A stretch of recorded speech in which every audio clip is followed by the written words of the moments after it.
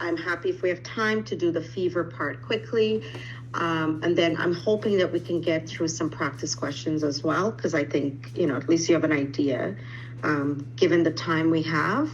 I don't know about tomorrow. I can try to run another tutorial, but I'm not sure. I'll see how best it goes.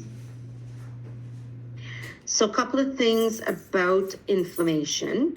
So what the slide is asking, what is inflammation? Does it always indicate that there's an infection? What are some signs and symptoms of a local inflammatory response and causes of inflammation? So when we look at the, I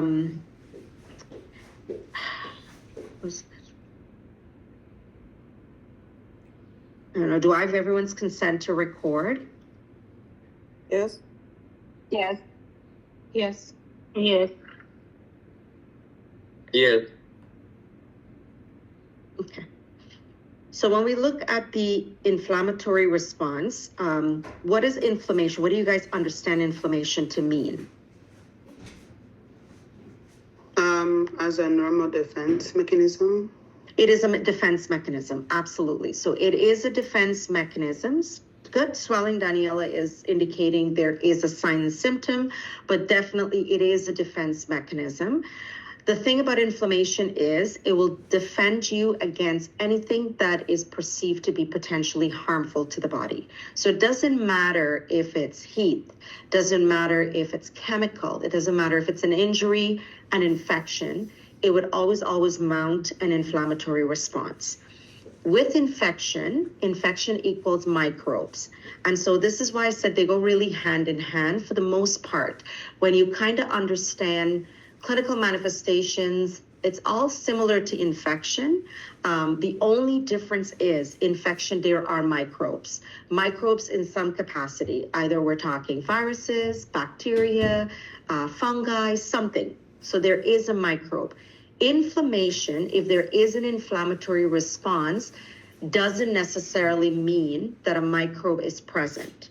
So anytime there's infection, there will always be an inflammatory response to some degree in the body. If I think there's inflammation based on my assessment finding, so based on local manifestations or systemic, which we'll talk about the difference, it doesn't mean that an infection is present, because I could have, touch a hot oven and that would set off an inflammatory response. I could end up with a sports injury, hurt my knee, hurt my ankle, I will still end up with an inflammatory response. So it doesn't mean that an infection is present. When we look at inflammation, so the causes of inflammation, anything really, chemical, thermal, mechanical, microbes, all of those things will cause inflammation. What are some local signs of inflammation? So things that will be present at that site. Swelling. Redness. Redness or erythema, swelling. Loss of function. Heat, loss of function, all of those things are common things that we see. Now, we've said this before, knowing those signs and symptoms is really just 1/10. It's you now going through why are these occurring, providing the rationale of why. So why am I going to see redness with inflammation or erythema? Why is there swelling? Why do I feel heat? Why is there pain? Why is there a loss of function? So these are all your local signs and symptoms that you would have. And so when we look at the phases or the responses to inflammation, there are two responses to inflammation. What are the two responses to inflammation? Vascular space and cellular. Very good. So vascular and cellular. Now we do separate them. We do separate the vascular and cellular. Doesn't mean that they don't happen at the same time. We separate them because of theoretical purpose for you to go through, but they're actually happening at the same time. So what we're going to do, we're going to look at how inflammation happens. So two we said two responses that we have to inflammation is vascular and cellular. The way I would say, remember it, vascular, V for vascular, V for vessels. Cellular response, think cells. So anything we see related to the cellular response involves the cells, white blood cells, i.e. neutrophils and monocytes, particularly. We're also going to talk about macrophages. So anytime you think vascular response, we're starting to think blood vessels. Once we think cellular responses, we're thinking cells. And there's some key terms that we'll use when we talk about these cell responses. So we're going to go through. So we're going to start off with, there is an injury. I don't know, it doesn't have to be infection. We could say there is an injury or infection, whatever you want to put. There's some sort of damage that is occurring. So we're going to say my client has an injury. And as soon as that injury occurs, there is destruction of my mast cells. So there is destruction of your mast cells are starting to occur. Now, anytime there's an injury or anything, the body response is, it's almost like an automatic response. It tries to protect you. So if I had a cut, for example, immediately at the site, the body is going to do, as part of the hemostasis process, brief vasoconstriction. And so what it's trying to do, it's trying to say, let me stop this bleeding that's potentially about to occur. Once there is destruction of mast cells, you're now going to start to release chemical mediators. So we're going to have release of chemical mediators. And there's some key chemical mediators that gets released. What are some mediators that are released as part of the inflammatory response? Histamine. Histamine, okay. Anything else? Prostaglandins. Prostaglandins. So histamine, we're going to use PSG as short, prostaglandin. There's also bradykinin or kinase that is being released. So these chemical mediators, they have different types of things that will occur. But one thing that they do is this will result in vasodilation of the blood vessel. So it causes vasodilation of the blood vessel at the site of the injury, infection, whatever you want to put. So vasodilation of blood vessel at site of injury. So if you think back to blood vessels, before we even go on, so I'm going to stop there for a second. When we think about blood vessels, we know usually what are sitting at a site? Capillaries, obviously.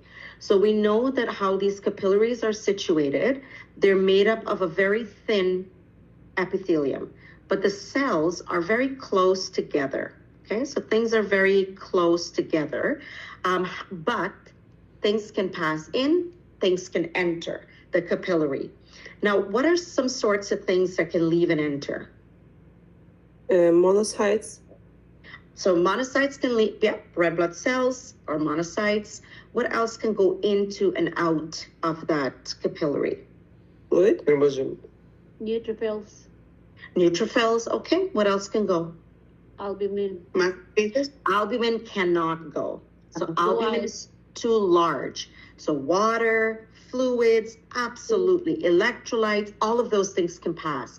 So water, fluids, electrolytes can go in and out. So anything small, nothing large should be able to pass. Now we do know inside of blood vessels, we have these large proteins in here. So inside of blood vessels, we have these lovely things that we call albumin, which are really proteins that are synthesized by the liver.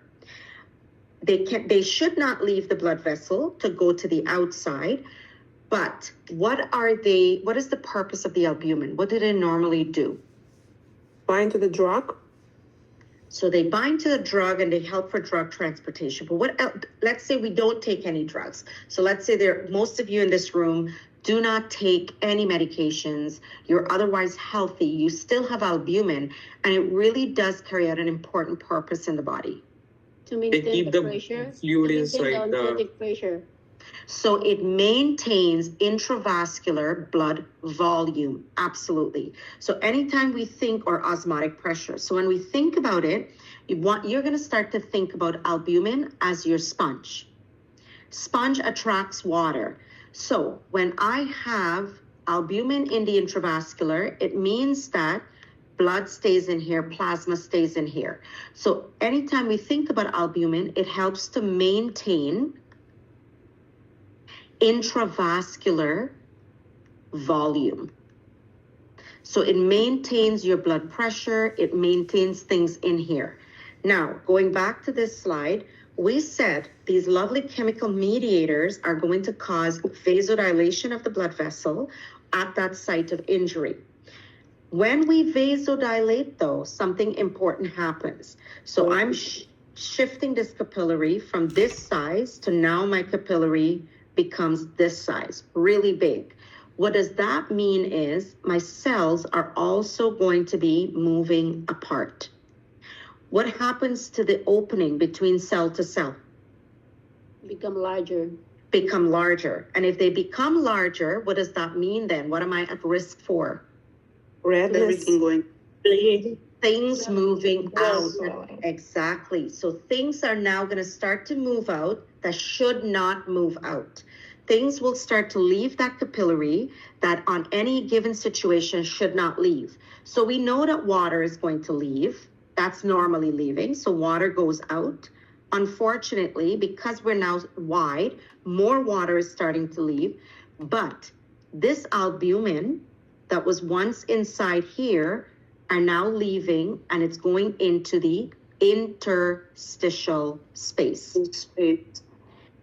What do we say albumin is? It's a sponge. So if what will follow that sponge? Water. Sorry. Water. Absolutely. So once my albumin starts to shift into the interstitial space, it's going to pull water with it. So I wanted you to think about this for a second. So with any time we vasodilate a capillary, what I'm doing is I'm pulling those cells further apart. So going back to our patho, we can then say vasodilation of the blood vessel is happening. This is going to cause, really two things are going to start to happen here. As I'm vasodilating, I'm going to have increased blood flow to the area. So there's increased blood flow to the area. And when we say the area, we're referring to the area of injury, infection, whatever it is. Once we have that increased blood flow, anytime anything is increased, we use the word hyper. Moving forward for the rest of this course, anytime you see the word emia, it refers to blood. So hyperemia means I'm now going to have increased blood flow to this area. Blood comes with weight. So not only do I have vasodilation, we're also going to have increased weight. So how does a blood vessel get bigger, and how does the albumin leave? So just the effect, histamine, prostaglandin, they have the ability to make your blood vessel get really, really wide. So your blood vessels are really going to start to widen. And as that blood vessel widen, we're saying that the cells are starting to shift. So as I widen, so if I move from blood vessel A to B, I'm widening the blood vessel, I'm stretching it. Think about blowing up a balloon. If you have a green balloon, if it's deflated, it looks really dark green. But once you start to put air in it, it starts to kind of look a lighter shade of green. So likewise, as I'm stretching this blood vessel, I'm not creating more cells in that blood vessel. So unfortunately, the cells that are there are now going to start to really move apart. And because we're moving apart, we're making really, really big holes in this capillary that then allows for these large albumin to be able to leave. Does that make sense? Mm-hmm. So coming back to our patho, as I have increased blood and that vasodilation, kind of like a combined effort, this is going to cause capillary cell retraction. Honestly, guys, that's a big fancy word in your textbook to say the cells are moving apart. The cells in the capillaries are now shifting apart, so this gap or the space between two cells have now widened. Because of that increase in, or because of capillary retraction, what I now have is permeability has increased. Permeability just means that things can enter, leave, enter, leave. And so because I've shifted the cell, what I've now done is I've increased my capillary permeability.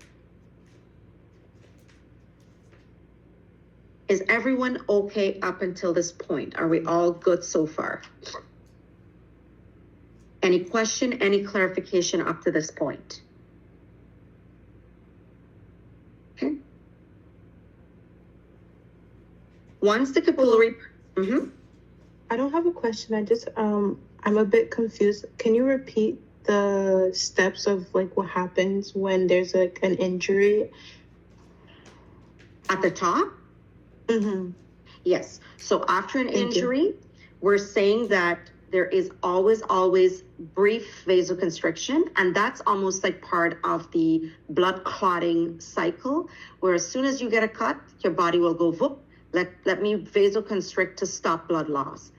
But at the same time, you are also destroying mast cells. And with the destruction of the mast cells, all of these chemical mediators are going to be released. Once these chemical mediators are released, they have the ability to vasodilate, and that's where my permeability starts to increase. Is that good, Daniela? Yes, Azul. thank you. Yes. So to make it like simpler, is it just like the vasodilation increases permeability? Does the vasodilation increase this permeability? Yes, it does. Okay. Yes, it does. Does the vasoconstriction cause? No, the vasoconstriction doesn't cause the mast cell destruction. Mast cell destruction is caused by an injury. So mast cell destruction is caused by the fact that you've now got an injury. The brief vasoconstriction is just the body response as part of hemostasis to say, I need Nazul to potentially not bleed. That's all it's doing. But the actual damage is because of your injury that your body has undergone. So after the increase of capillary permeability, after that, is that when there's like a cellular response of like? So we're gonna go through that. We're gonna go through that. Okay. Yeah. Okay, we're not there Yeah, yet. Okay. we're not there yet. No, we're not there yet. So once that capillary permeability increases, we're now gonna have a few things happening. I'm now gonna have albumin shifts into the interstitial space. I'm just gonna write it ISF for short, or ISV, whatever. That just means it's gonna shift into the interstitial space. Also, there's something else that's going to shift that we'll write about. Because of the albumin, fluid also shifts into the interstitial compartment, or the ICF. So we're gonna put that part there. In addition to albumin, I have something called fibrinogen. Fibrinogen shifts also into the ISF, or into the interstitial compartment. What is fibrinogen? Do you guys recall what fibrinogen is? It's What the is it? mesh work, right? It's for tissue repair. It's for tissue repair. So fibrinogen, anything in ogen is inactive. What does fibrinogen becomes to become active? Collagen? Not collagen, starts with an F. Fibrin. Fibrin. Fibrin, good. And Oh. fibrin is my mesh. 1 second, guys.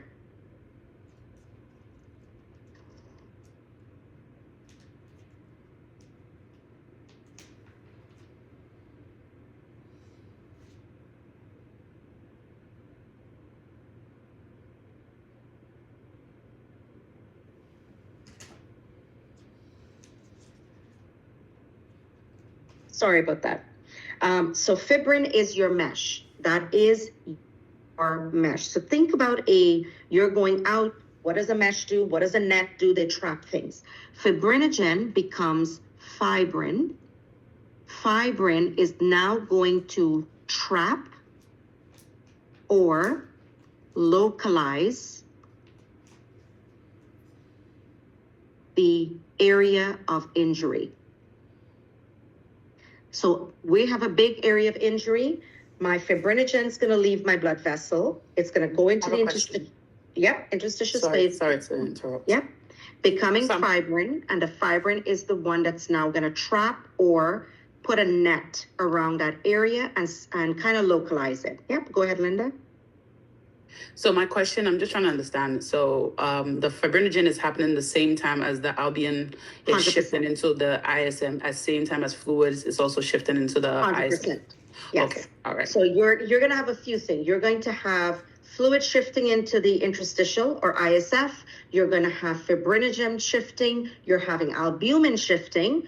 And not to confuse you, at the same time, cells are going. Things like your neutrophils and your monocytes, but we're going to do it theoretically separate. So multiple things are starting to shift as that capillary cells have retract. Does that make sense? Yep. Yes. Go ahead. Safo? I just have a quick question. Yes. So this is all caused by the vasodilation and the space between the You cells. got it. Yes. Okay, Because of the thank you. vasodilation, now water will move and increased water will move, but now your sponge has left the blood vessel, which is your albumin. And because that sponge has left, water now is being pulled. So you drop sponge anywhere, it sucks up water, right? So similarly, yes, some water is going to get out. That's kind of like what we put on the previous slide. Water is going to leave independently anyways, but now because I've shifted my albumin to the outside, it's pulling even more water with it. Does that make sense? Yes, thank you. You're welcome. So this by itself that we just covered is what we call the vascular. So up to here, we could say is the vascular response to inflammation. Remember what we said, anything vascular, you're going to think vessels. So this is your vascular response. You're going to think vessels. V for vascular, I'm talking about vasodilation of my blood vessels. I'm thinking about blood flow. I'm thinking about capillaries retracting themselves. So everything that we've discussed here are all related to blood vessels only. Any question about the vascular response to inflammation? Okay. Now, because we said it's important that you do rationale for your signs and symptoms, we're going to now plug the signs and symptoms into here. So you guys says, Nazul, I'm going to have redness or erythema at the site. Now these are local, not systemic, but local signs of an inflammatory response. So one of the very first local sign is erythema or redness. We also have swelling. So if we come back to here, if I ask you what is resulting or what's causing this erythema to occur, why would you say, what is your rationale for the erythema? Vascular response. So it vascular response, okay, but I need a little bit more depth than that. It's because it causes dilation. fluid. So the vasodilation, okay, and what is that bringing with it? Fluid. Fluid, Blood. which is what? Blood. Thank you. Hyperemia. Thank you. So because of this vasodilation and the increased blood to the area, I am now going to experience erythema. So I'm going to put erythema right here. So I'm going to put all my manifestations in green. So I have erythema or redness because of that hyperemia. We said there's going to be swelling or edema. Why is there swelling or edema? Because of the fluid. What's It's got In the what's- interstitial space. Albumin. through the Okay, albumin. so albumin is moving out, fluid is moving out, everybody's going into the interstitial space, and we know anytime I have fluid trapped in my interstitial space, which is considered second space in the body, what do we see as nurses? We will see edema. We're able to observe edema. So edema, we said fluid will shift into that interstitial space, and now I'm going to experience edema or swelling. We also said my client might experience some heat at the site of inflammation. So when I touch it, it will feel very warm to touch. Coming back here, why am I going to feel some warmth? Fever as a result. This is local. Fever is systemic. So we don't have Is it any. because of the increased blood flow to the area. The increased blood flow to the area. Blood not only comes with color, it also comes with heat. So we're going to put increased blood to the area. I'm just going to put warmth here as well. So I can put warmth or heat that I'm going to feel. So just, and I'm glad whoever brought that up just now. Can I have fever with an inflammatory response as I would with an infection? 100%. However, fever is not a local manifestation of inflammation. It is systemic. So separate the two. When we say local, it's all the ones you're looking at. But when we say systemic, then we're going to start to think fever, or because of the release of pyrogens, I'm now going to have a febrile response. So the next manifestation that we're going to see, some of you guys says pain. Why is there pain? Because of the chemical mediators. Okay, which one?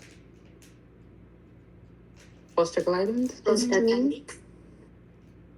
Prostaglandins and your kinins. Okay, so kinin and prostaglandin is also going to cause pain. So we're going to have pain related to here. Also edema, swelling. Because of this edema, the more you stretch, the more you're pulling on receptors, nociceptors, pain receptors in the body, more you're going to have pain. The more pain I have, the more swelling I have, I am going to experience loss of function. So what you've done is you've taken your local signs and symptoms of an inflammatory response, and you've put them in to kind of like your patho when it comes to your vascular response to inflammation. Any question, any clarification when it comes to this? We're good? Go ahead. Somebody has their hand up, Nurhulda? Yes. There is two steps in there, like vasodilation of blood vessel. After that, increased blood flow to the area, and after that, capillary cell retraction. What is the difference between capillary cell retraction and vasodilation? So capillary cell retraction is the effect of vasodilation. So when I vasodilate my blood vessel, the outcome of that vasodilation is my capillary cells are moving apart. That's all it means. So when you go to your textbook, they'll use the word capillary cell retraction. Think of it as my blood vessel is going to vasodilate. Because I'm vasodilating or I'm stretching that blood vessel, I'm now shifting the cells apart. Got it. Does that make sense? Thank you so much. Yes. You're welcome. Thank you. Any other question? Okay. One quick question. Again, what does albumin exactly do? Albumin is your body sponge. Albumin should be in the blood vessel at all times. So the role of albumin is to maintain volume of blood inside of your blood vessels. So they are there to maintain the intravascular volume. That's the role of albumin. Okay, so they're supposed to maintain the intravascular volume. That's their role. Now, because they're so I call it the human sponge. But because with an inflammatory response, they're shifting into the interstitial space, anywhere they go, they're a sponge. They're going to pull water with it. So really, your albumin should always be in your blood vessel. As you go on in other pathocourses, there are other disease processes where if we lose albumin in that intravascular space, water is going to start to, or fluid is going to start to shift out of your blood vessel into third spaces, into interstitial spaces. But always think of albumin is the sponge, and it remains, or it needs to remain, inside of my blood vessel. Does albumin travel to the injury site? So albumin is in the blood vessel. So if you think about it, if you have an injury, so we're going to say, I just have a cut. So that's a cut. I have blood vessel underneath here. That's my cut. Inside that blood vessel, you have albumin that should not leave. But because of the vasodilation, that albumin is now leaving, which means that fluid is also going to leave. Does that make sense? Yeah, okay. Okay, thank you. You're welcome. Okay, so now I want you to think of this is happening vascularly at the same time, exactly at the same time. As my vessels have vasodilated, because we said here, capillary permeability has increased. I'll need to use a different color. Just bear with me, I'm gonna use pink. I have increase in capillary permeability. Something else is happening at the same time.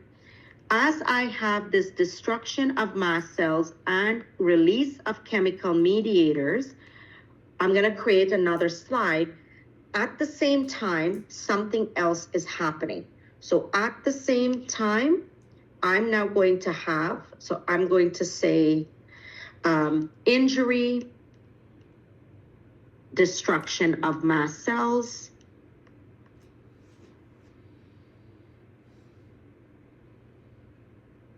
release of chemical mediators,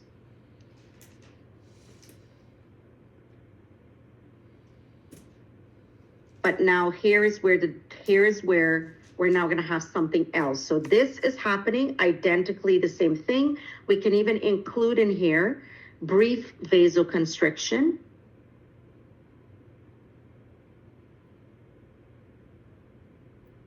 Everything is identical. What these chemical mediators are now going to do, they are going to attract white blood cell to the area of injury. The white blood cells that will come, number one, neutrophil comes first.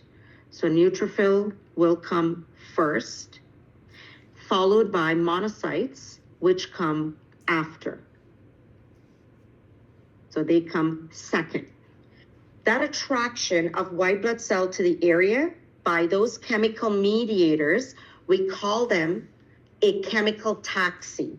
So it's almost like this chemical is now attracting or is being used as a taxi to bring white blood cells, i.e. neutrophils and monocytes, to this area of injury or infection, whatever it is. The term that we use for that is something we call chemotaxis. Is it like migration? Is it the same? Nope, it's not the same. Chemotaxis is the process by which chemical mediators are being released and they are attracting white blood cell to the area of injury. That's all chemotaxis is. It's chemicals being released that is going to now attract white blood cell to that area of injury. Make sense? Clear? We're good? Okay. Once the white blood cells, so remember we're pretending we have an injury here. That's my injury. I have blood vessel here. We're saying chemotaxis have now brought my neutrophil to the area. Once they come, this is where they're now going to line up. So the analogy I use in class is think about a fire drill.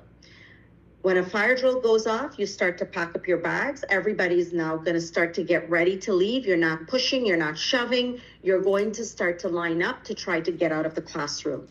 White blood cells work the same. So they will line up against the blood vessel wall. That process, we call it margination. So margination is where the white blood cells line up along the capillary wall.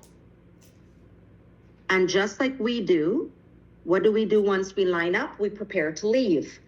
That's exactly what these white blood cells are doing. They're lining up against the blood vessel wall so that they can leave and get out of here to get to the area where the injury is. The process by which they are going to leave get to the site of injury, we call that process diapedesis. So diapedesis is the movement of white blood cell from the capillary to the site of injury.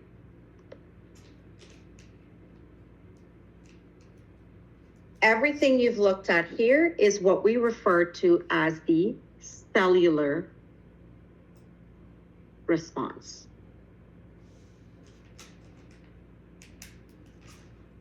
So everything that we've looked at is the cellular response. It is happening at the same time as the vascular response. As my capillary permeability increases, that allows for diapedesis to occur. Any questions? So when we think cellular response, we're going to start to think blood cells. We're thinking neutrophils, monocytes. They are lining up, white blood cells lining up. They're leaving by the process of diapedesis to go into the area of injury. So this is collectively the inflammatory response. Any question? I have a question, Professor. So the eating of the debris, is it not part of the cellular response?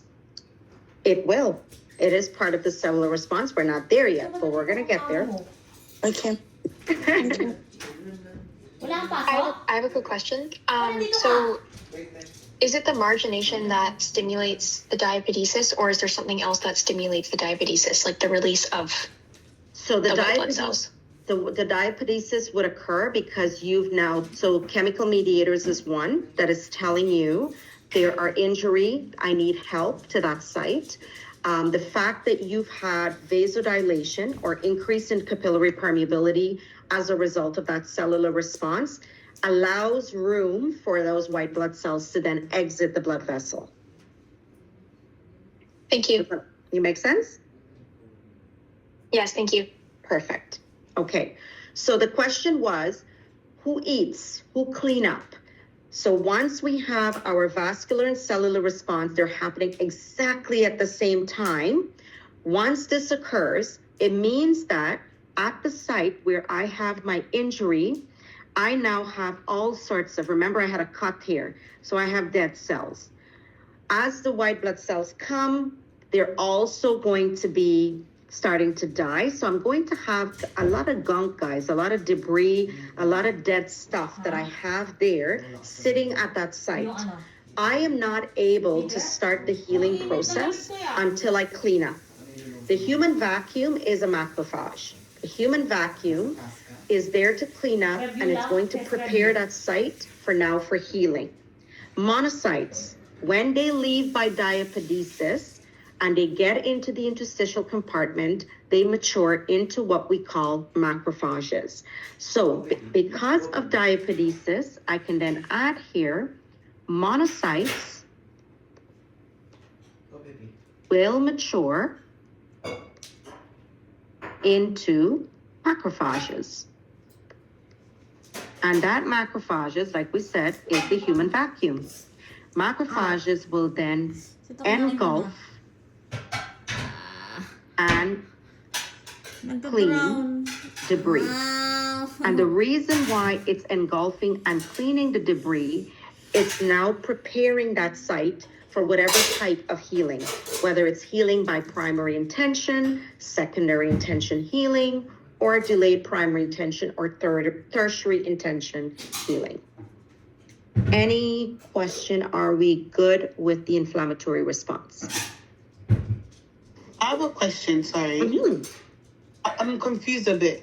So, Okay, guys, 1 second. I'm watching the chat. I just saw the chat. It's fine. I know sometimes we don't unmute ourselves. We don't realize we're muting. We're all here to learn. This is a safe space. If you had yourself unmuted, you want to ask a question, maybe unmute yourself just when you're about to ask the question. So let's be friends. Let's not go on with the chat. Please, let's be kind to each other. That's what we're here for. Yes, go ahead, Goldie.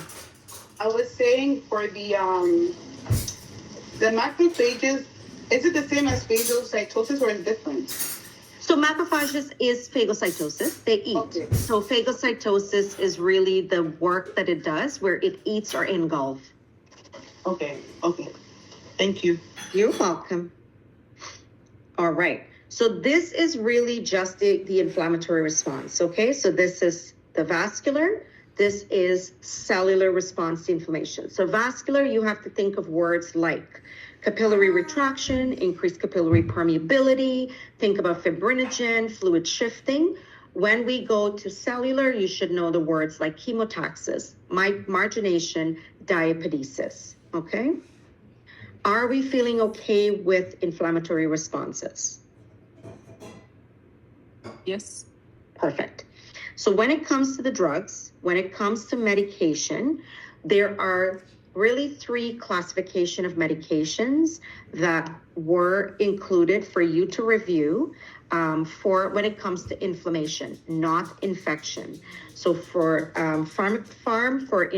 inflammation, there were 3 big classification that you had to do, which are your non-steroidal, anti-inflammatory drugs, I guess, which for short, we use the word NSAIDs. Under your NSAIDs, you have aspirin and you have ibuprofen, which is the same as Advil. Then we have our selective COX-2 inhibitors. And then your third line of anti-inflammatory will be your corticosteroids. So any steroids that you're going to use. Selective COX-2 is your Celebrex.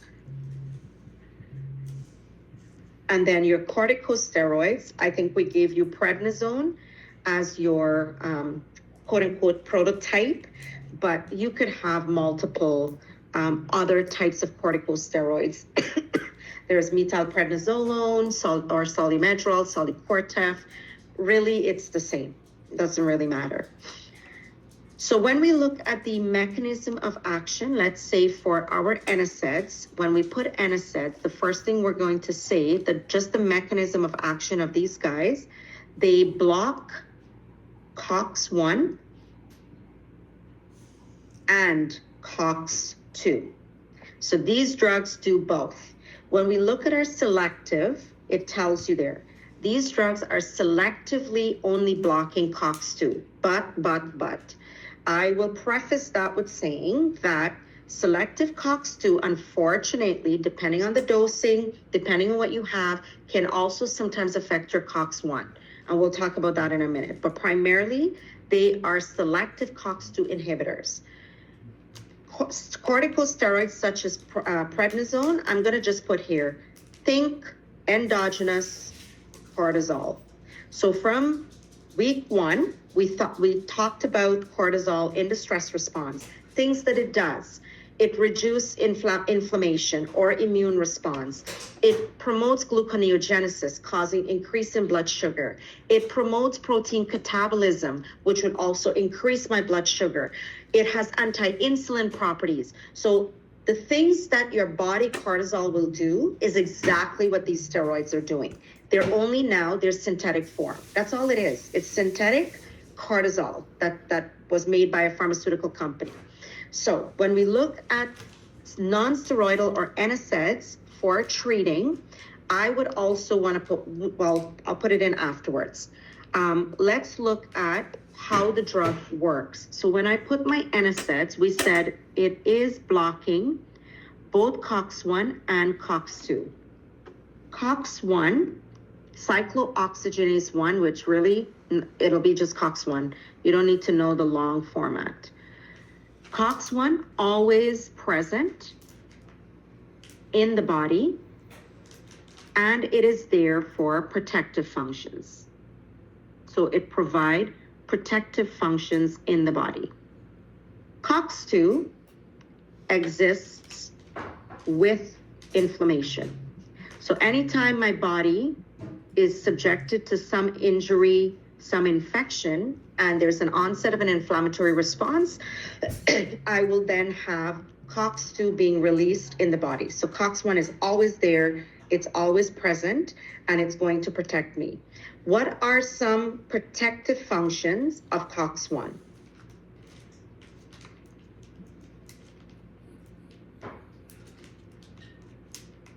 What are some things that it do? It increases Gastric mucosa? So it protects my gastric mucosa, absolutely. So it protects gastric mucosa from hydrochloric acid, because we know we have lots of hydrochloric acid in the body. So it protects the gastric mucosa. It helps to promote renal blood flow. So it makes more blood go to the kidney. So it increases renal blood flow. So it has good kind of function. So it's kind of like protecting the kidney. It promotes platelet aggregation, so make them stick together. And what would that prevent? If the platelets are bleeding. It is going to protect me from bleeding. Absolutely. So it's helping to stop bleeding. If there's ever a bleeding happening, sometimes it could help with the lungs. So it can help with the lungs as well, helping with bronchodilation, etc. So these are all different things, but these are the three main functions that it does. COX-2, on the other hand, helps with prostaglandins. So it helps with the production of prostaglandins. So it helps to increase synthesis of prostaglandins. I'm just going to put PSG for short. And immediately, what are some of the things that prostaglandins do? We just looked at them. What does it cause? Dilation. It causes vasodilation, absolutely. So it helps worsening inflammation because of the vasodilation. Doesn't it also cause pain? Stop that. Yes. Maybe. Good. No. So it's going to cause pain at the site, and it's going to help to mediate fever. So it's going to give me fever. Now, when I look at my NSAIDs, we said we have two NSAIDs here. We have our aspirin and we have our ibuprofen. We said these drugs on our previous slides, they block both COX-1 and COX-2. So by blocking COX-1, what is now going to happen is I'm going to reverse these functions. So if this drug comes in and it decides that it's going to block COX-1, it means that I now have no protection of the gastric mucosa. I'm going to decrease my renal blood flow. I'm going to decrease platelet aggregation. So some of the things that it's doing is it is now causing increased risk for damage to the gastric mucosa, which is ulcers, because the hydrochloric acid is going to eat away at my stomach lining. It's going to cause decreased blood flow, so increased risk for kidney injury. It is going to reduce platelet aggregation, so increase my risk for bleeding. So in other words, when this drug blocks COX-1, it is causing adverse effects. By blocking COX-2, however, on the other hand, when this drug blocks COX-2, it is going to decrease PSG, it is going to decrease inflammation, it is going to decrease pain, it's going to mitigate fever or reduce that fever. So this, on the other hand, on this side, I now have my therapeutic outcome. Is that making sense? Is that clear when it comes to the NSAIDs? Fida, what do you mean? What increases risk for healing? When you inhibit COX-1.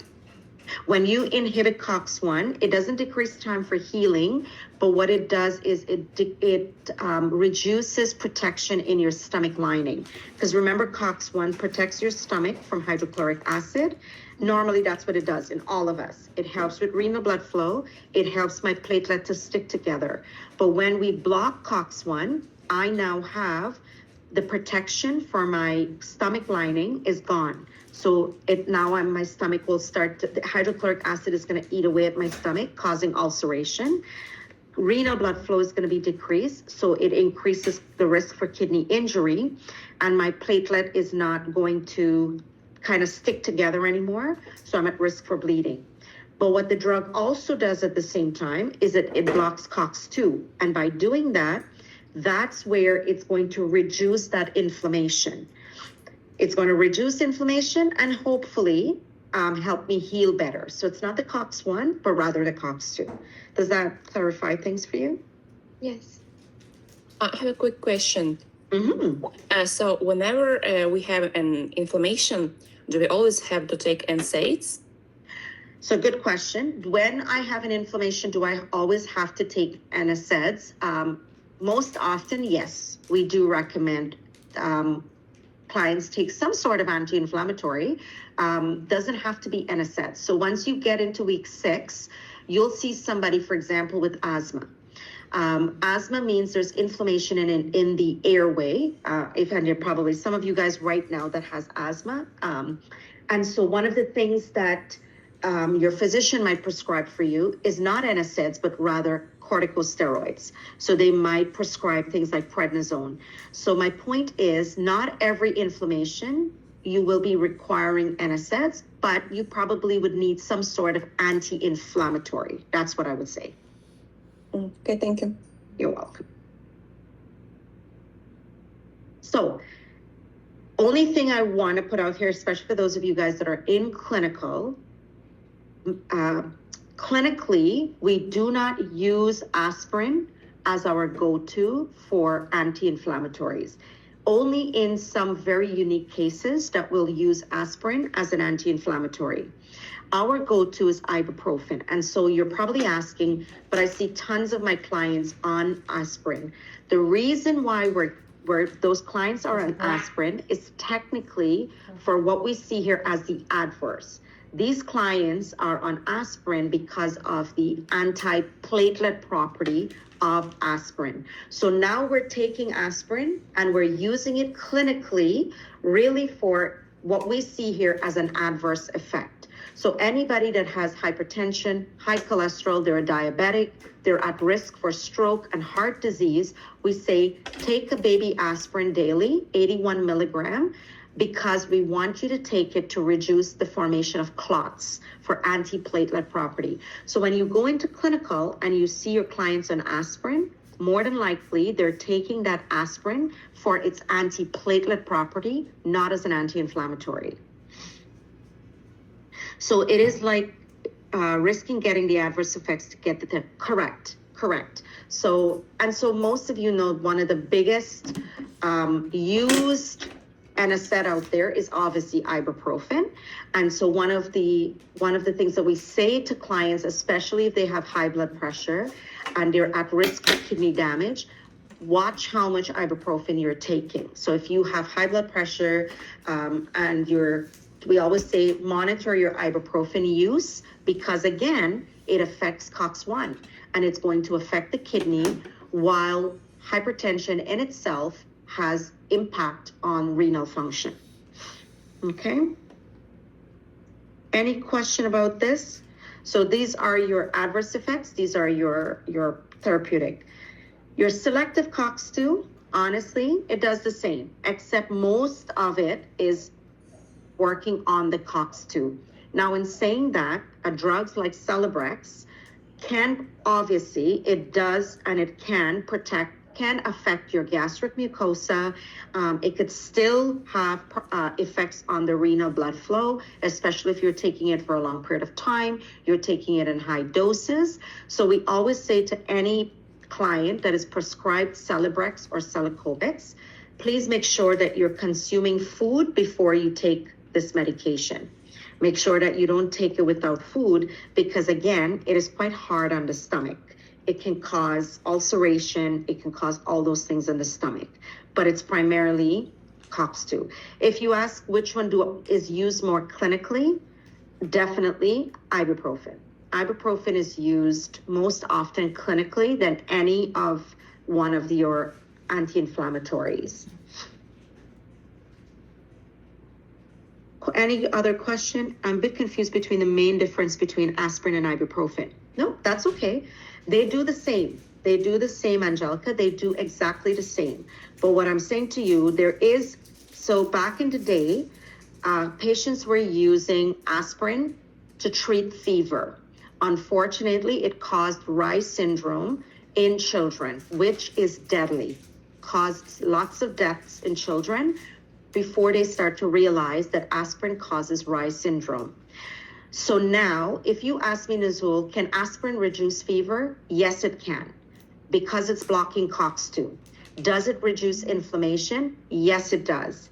However, because we want the public to be safe, pharmaceutical companies really does not market aspirin as an anti-inflammatory. When it markets aspirin, it markets it as an antiplatelet. But when you look at this theoretically, if you say, Nazul, does aspirin and ibuprofen do the same thing? Yes, they do. They will reduce PSG synthesis. They would reduce inflammation. They would reduce the pain. They will reduce fever. But because we don't want the public to be using aspirin as an antipyretic to reduce fever, we don't even market it that way. We kind of just not even tell them. We just go, take aspirin because you have high blood pressure, you have high cholesterol and diabetes, and you're now at risk for heart disease and strokes. I want you to take a baby aspirin daily. So when you go to clinical, when you see your clients in aspirin, that is why they're taking aspirin. They're taking aspirin for this platelet process, to make it an antiplatelet, to reduce their risk. Does that help, Angelica? Okay, Fida? Miss, I have a question. So you say we use ibuprofen mostly in clinics. Why don't we try to use the COX-2 inhibitors, since that's more of what we want? Because to be very honest, it's quite strong and it does have a lot of GI, like adverse effects, GI. So it caused a lot of stomach upset. Also, it's not readily available over the counter. So it's just easier depending on the injury that clients come in. But if you come in with something like tendinitis, or you're having some other sort of inflammatory response like gout or something like that, they would prescribe Celebrex for you. But let's say, I don't know, you were playing basketball, you roll your ankle, you injure your knee playing soccer, we would say just take some ibuprofen. Take some ibuprofen for a few days and apply ice, whatever, heat ice, whatever, and see if that would alleviate your symptoms, and then get off the ibuprofen as well. Okay, makes sense. Thank you. You're welcome. Any other question?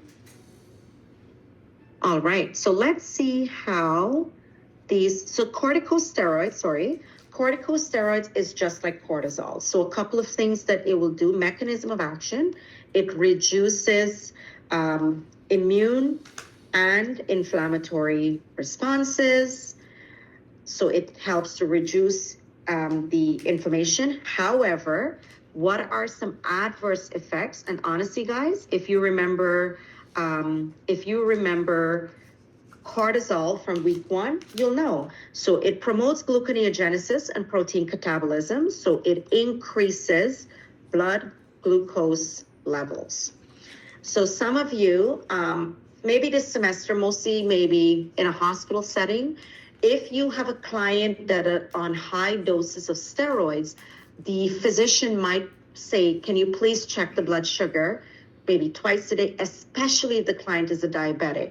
They would ask for the blood sugar to be monitored because this cortisol or this steroid is now going to promote gluconeogenesis and protein catabolism, and is going to increase the blood glucose levels.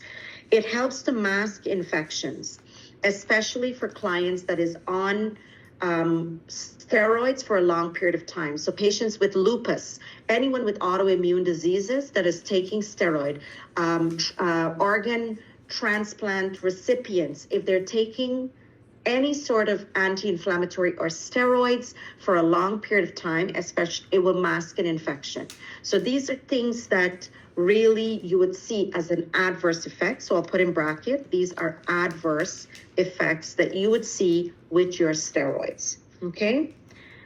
So that's your, really and truly, your inflammatory response and your drugs in a nutshell. Is there any clarification, any question? Just would post it for anyone misses it, which review after. It's really not up to me. Anything that gets recorded is really up to the teams. So they have to, the recordings don't get released to us immediately. I'm not sure, I'll check later and hopefully it's released so I can post it for you guys. But they usually have to go through it to make sure. If a patient is already taking preventative blood thinners, would they be prescribed a steroid for inflammation, for fever, pain, Tylenol, or just Celebrex? No, if your client is on a blood thinner, let's say they're on aspirin, I have hypertension and on high cholesterol, and my physician says, Nazul, take a daily aspirin per day. But now, I don't know, I end up with a sports injury, and my physician says, you know what, maybe take, or I have asthma on top of that. And now my physician says, Nazul, you have a really bad asthma exacerbation. I would like you to take prednisone for the next 7 days. Certainly I can take it. The aspirin is being used for the antiplatelet property, but now my physician wants me to take some prednisone for 7 days to help with the inflammation of my asthma. Yes, I can take it. Or let's say I end up with gout and my physician says, you know what, for a few days, why don't you take some Celebrex and try it? Absolutely, I can do that. Does inhibitors also mean blockers? No. What do you mean? Can you tell me what you mean by that? Which inhibitors, what blocker? Like they're told selective COX-2 inhibitor. It means like... Oh, yes, got it. Yes, it is a blocker. It's an antagonist. It's preventing. Thank you. My apologies. Yes. Thank you so much. You're welcome. Yes. So inhibitors are blockers. So if I say selective COX-2 inhibitor, selective COX-2 blockers. Yeah. All right. So let's look at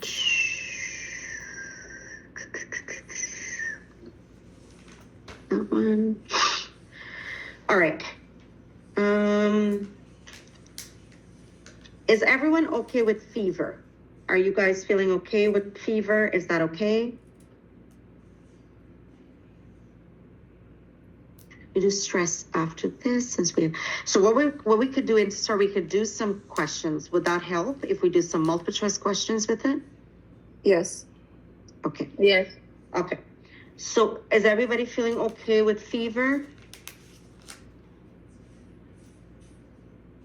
I have one quick question I forgot to ask. I'm sorry. Yes, go ahead. So you said that if there is infection, there must be inflammation, right? Always.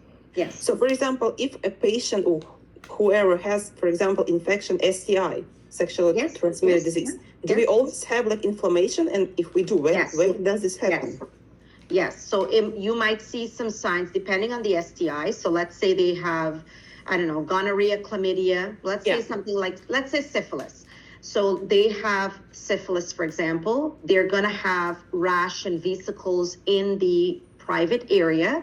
You might see some local signs of inflammation in that area, but also you can see signs, systemic signs. So when we say systemic signs, these are, so remember signs and symptoms, local are erythema, swelling, pain, loss of function, heat.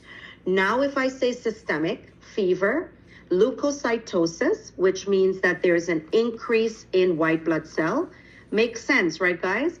When we look at cellular response, who is going to the site? What cells are going to the site?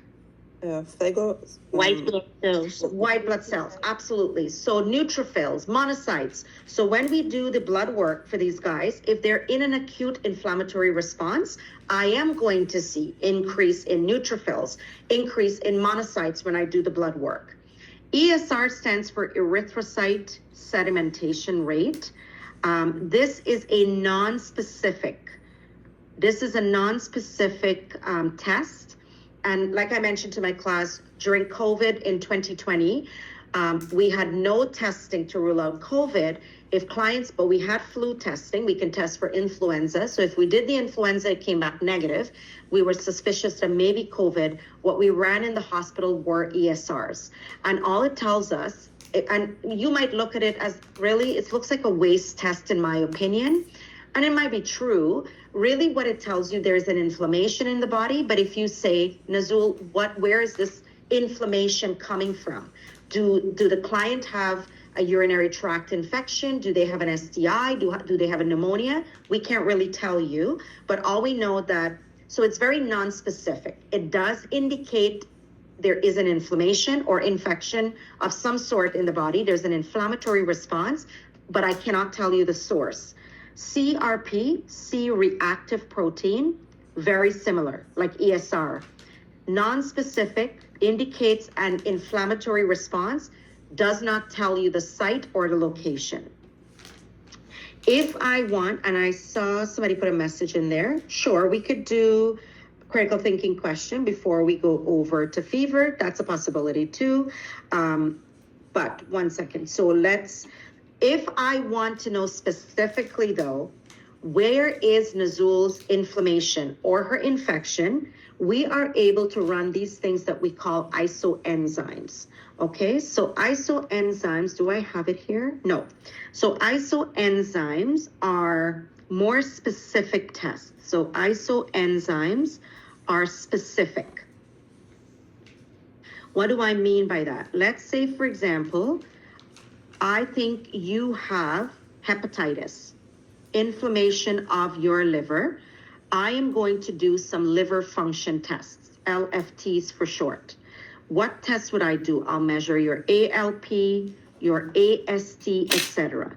If I think it's your pancreas, I might do your lipase.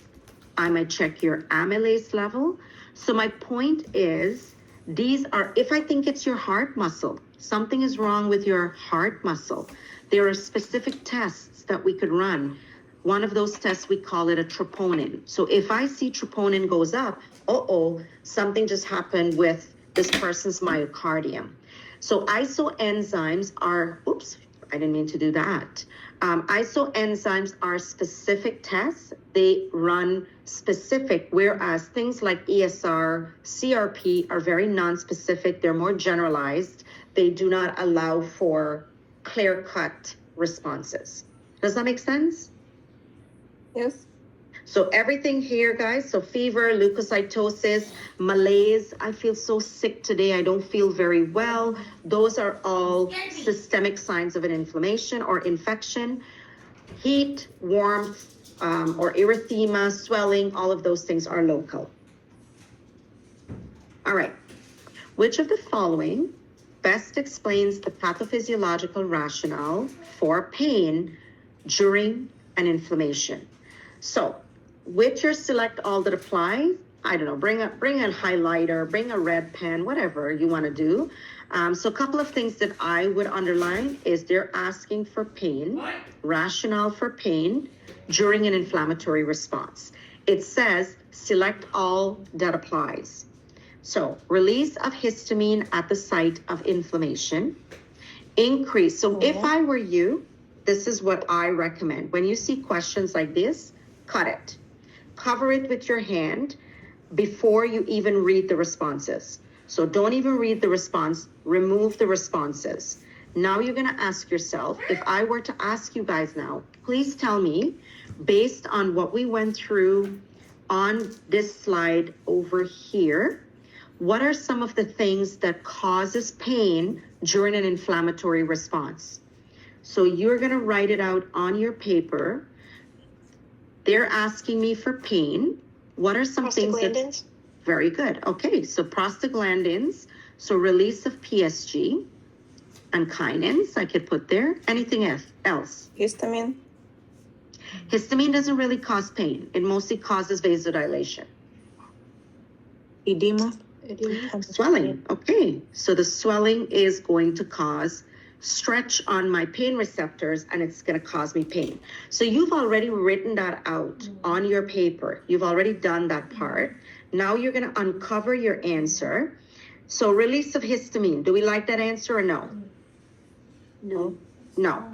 So we don't like A. Increase blood flow to the site of inflammation. Yes. So blood going to the site, do you think that's really causing it? Yes. Yes. No. No. No. That's No. causing hyperemia. So blood is getting there. That's not going to cause me pain. With the blood flow going to the site, when we say blood flow going to the site, it causes hyperemia, which is erythema and warmth. Okay? But let me come back to my question.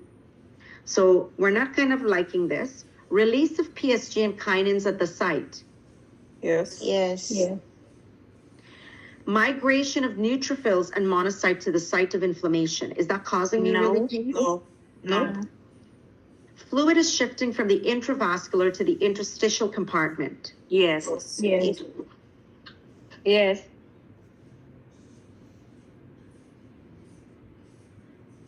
So I always recommend that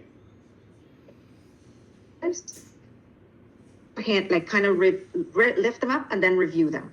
So then you can kind of say, this is where I'm at. Okay. Next question.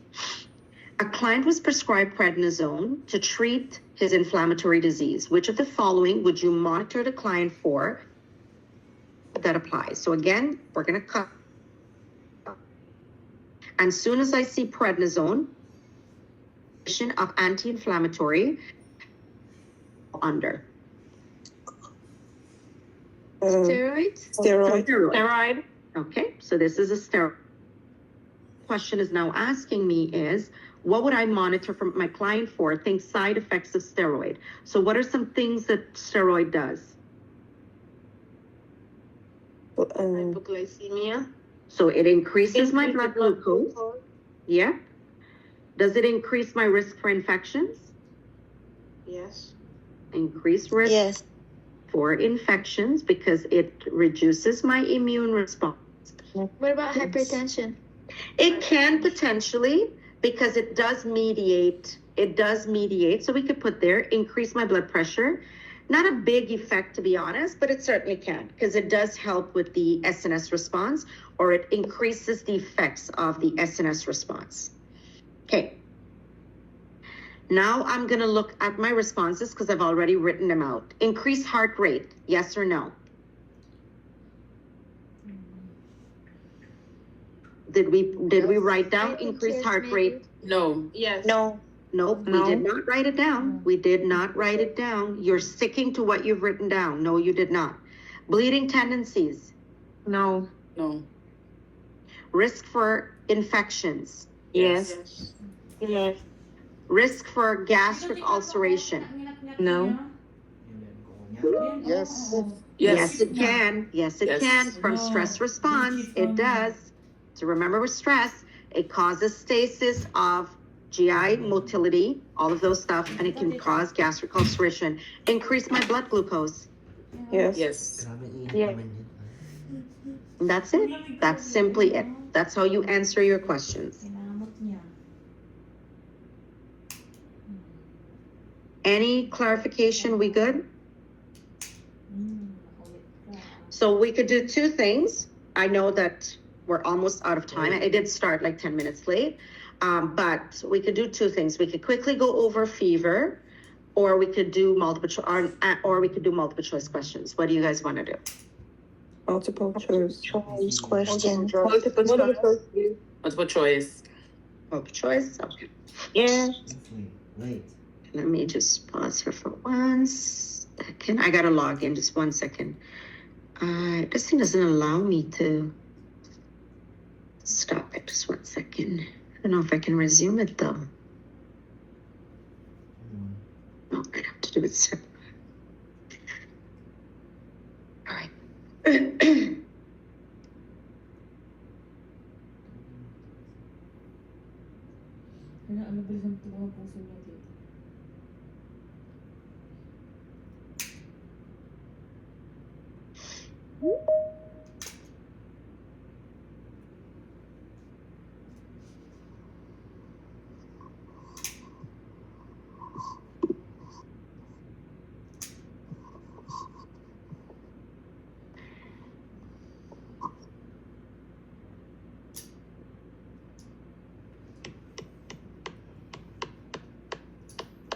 Which actually, let me go back here for a second. I'm just trying to see which one to pull up. 1 second.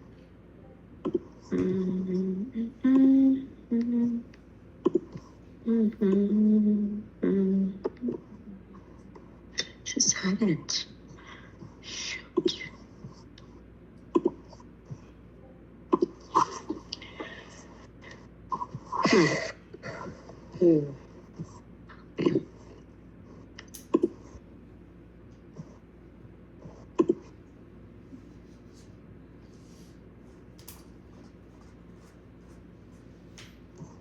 Okay. Let me just skip here. Go outside. Go downstairs. Okay, so let me share my screen now. See if I can do it this way. What happened?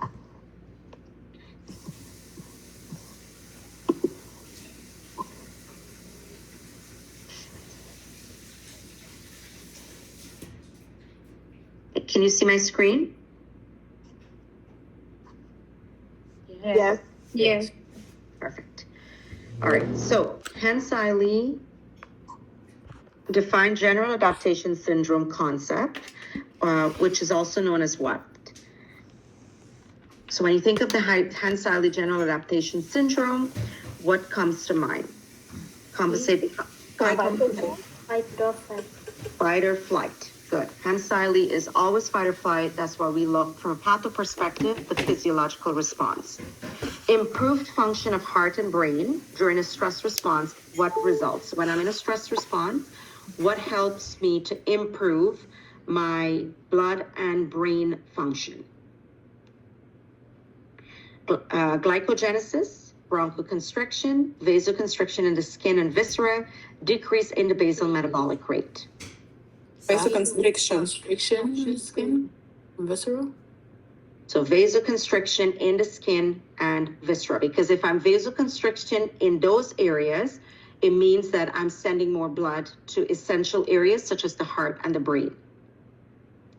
In which of the following situations would stress response be used to prevent blood pressure from dropping too low? Increasing anger during argument, writing a pathophysiology of fear of cancer diagnosis, internal hemorrhage as a result of trauma during a motor vehicle accident. The internal hemorrhage is a result of trauma during a motor vehicle. Correct. During a stress response, endorphins acts as depressors to cerebral function, stimulation to increase aldosterone secretion, a method to block pain during the event, a way to enhance immune response. C. C.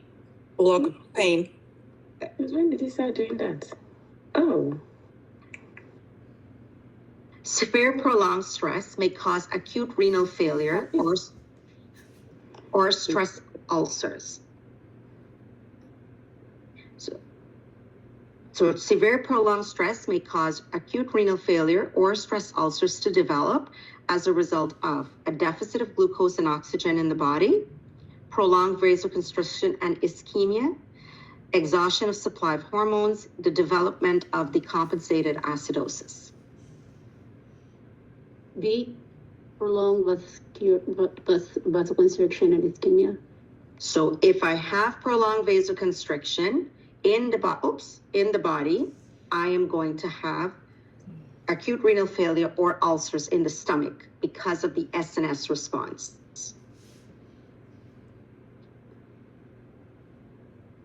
The stress response involves the integrated action of the hypothalamus and the hypophysis, hypothalamus in the sympathetic nervous system, the adrenal glands and the hypothalamus, the hypophysis, sympathetic nervous system, and adrenal glands. So who's helping with my stress response?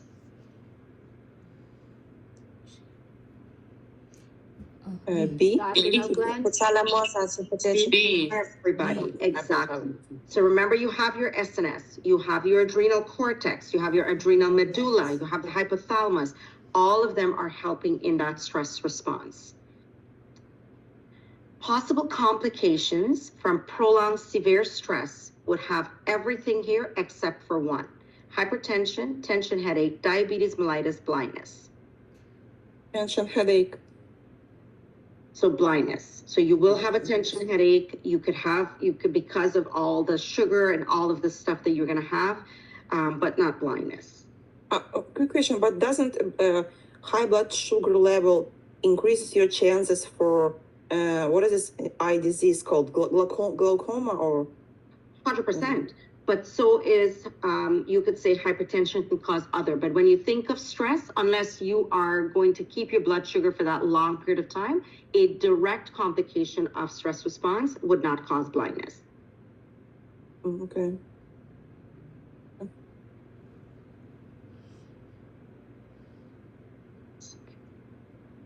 The inflammatory response is a non-specific response to phagocytosis of foreign material, local vasodilation, any tissue injury, formation of purulent exudates.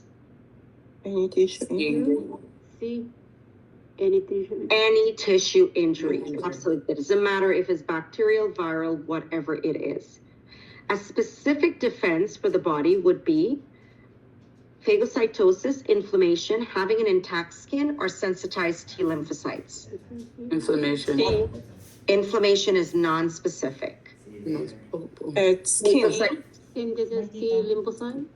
Sensitized T lymphocyte is the specific defense, absolutely. Chemical mediators that are released during an inflammatory response will include albumin and fibrinogen, cell enzymes and growth factors, macrophages and neutrophils, histamine and prostaglandins. D. Histamine. D, histamine and prostaglandins. Which of the following result directly from the release of chemical mediators, let's say following a burn injury? Local vasoconstriction, pain and fever, increase in capillary permeability, or pallor? Pain and fever. Pain and fever. So again, you have which of the following will result from directly from the release of chemical mediators following a moderate burn injury? C. Increased capillary permeability. I'm going to, exactly. C, increase in papilla. So the reason why not fever, your chemical mediators are not really, remember fever, guys, is always systemic. It is not local, okay? This is healing. Granulation tissue during the healing process will best be described as an erosion through the wall of the viscera, leading to complications, a form of stenosis that is extremely tough and resists attack by microbes. It's highly vascular, very fragile, and susceptible to an infection, a type of adhesion with no vascularization. What is granulation tissue? B. Steam. So during healing, you are going to form granulation tissue. It is very fragile. That's when the wound is at risk for dehiscence. Does anyone know what dehiscence is? It is when the attachment of moving Opening, good. So if I had a wound which was once closed and now that wound starts to open, that is called dehiscence of a wound. So when a wound is healing, when that wound is high or rich in granulation tissue, it is at risk for opening because that granulation tissue is very vascular, it's very fragile, and if you put too much stress on that particular wound, it doesn't matter you have sutures in there, it doesn't matter you have staples, it will start to open up.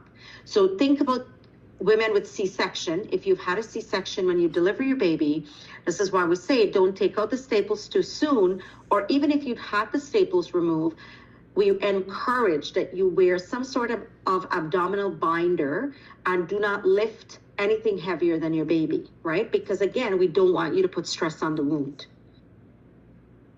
Edema associated with inflammation results directly from increased fluid and protein in the interstitial compartment, increased phagocytes in the affected area, decreased capillary permeability, general vasoconstriction. That's fluid and protein in that interstitial compartment. The warmth and redness related to the inflammatory response results from large number of white blood cells entering the area, increase in interstitial fluid, production of complement, vasodilation with increased blood flow to the area. D, vasodilation with increased blood flow to the area. So this one is a little bit longer. Which is the correct order following the events of a inflammatory response after a tissue injury? So A, we have increase in capillary permeability. B, dilation of the blood vessels. C, transient vasoconstriction, migration of leukocytes to the injured area, and hyperemia. C is the first one. Okay, so C is the first. Yes. then B, then E, then A, then D. There you go. So see, you guys, you all picked it out on your own based on, we kind of just walked through vascular and cellular and you were able to pick it out on your own, right? Systemic effects. So if I'm doing my test, the first word I would underline is systemic. Systemic effects of severe inflammation would include erythema and warmth, loss of function of the affected joint, formation of abscess at a site, fatigue, anorexia, and fever. D. Erythema and warmth is local. Loss of function is local. Formation of an abscess is a collection of exudates at a site. That's local. So systemic would be fatigue, anorexia, and fever. Everybody should know this now. The term leukocytosis means decrease in white blood cells, significant change in the proportions of white blood cell, increased number of immature circulating leukocytes, increased white blood cells in the blood. D. Increase white blood cells. Why is this one not showing? I don't know why it's not showing. D is correct. Which of the following best applies to fever? Viral infection is usually present. If you have a fever, it results from the release of pyrogens into circulation. It is caused by a signal to the hypothalamus. Heat loss mechanisms have been stimulated. B. It is secondary to release of pyrogens into the circulatory system. Good. Mechanisms that will help to bring an elevated body temperature down to normal level. So I have a fever, you want to bring me down to, I have a fever of 38.9, you want to bring me down back to normal, or it'll say 36.5. What are the mechanisms that will bring the body back down to its normal level? Generalized shivering, increased heart rate, general cutaneous vasodilation, increase in metabolic rate. C. Okay. So A, Shivering, what is shivering going to do? Make heat or lose heat? Make heat. It will make heat. So Right. is my body temperature going to come down or is it going to go up more? Go up. It's going to go up. Exactly. Increase in heart rate, that's increase in metabolism. What is that going to do to my temperature? Bring it down or take it up? Take it up. Good. Increase my metabolic rate in D would also increase my temperature. But if I bring blood vessels to the surface and I dilate them, I will be losing heat when I vasodilate my blood vessel. Therefore, I will drop my overall body temperature. For a fever, you need to at least understand the stages of fever, which you have 3 stages: the onset or the chill phase, the defervescent phase, and the plateau phase, and then the defervescent. And then for each phase, understanding, for example, in my chill phase, where I'm trying to increase my body temperature, what are some physiological mechanisms? Shivering, vasoconstriction, increase in metabolic rate. When we go to the abatement or the defervescence phase of fever, what are some things that's going to help me lose heat, such as cutaneous vasodilation, becoming sweating, diaphoresis. When the water evaporates, I lose heat with it. Open up myself, all of those things that release heat from my body. Replacement of damaged tissue by similar functional cells is termed regeneration, fibrosis, resolution with ketosis, or repair by scar tissue. So if I'm doing replacement of damage, A, regeneration, which we said most tissues in the body does not regenerate. So we mostly heal by repair. Okay, so most of the healing of the body is happening by repair. We don't replace. Okay.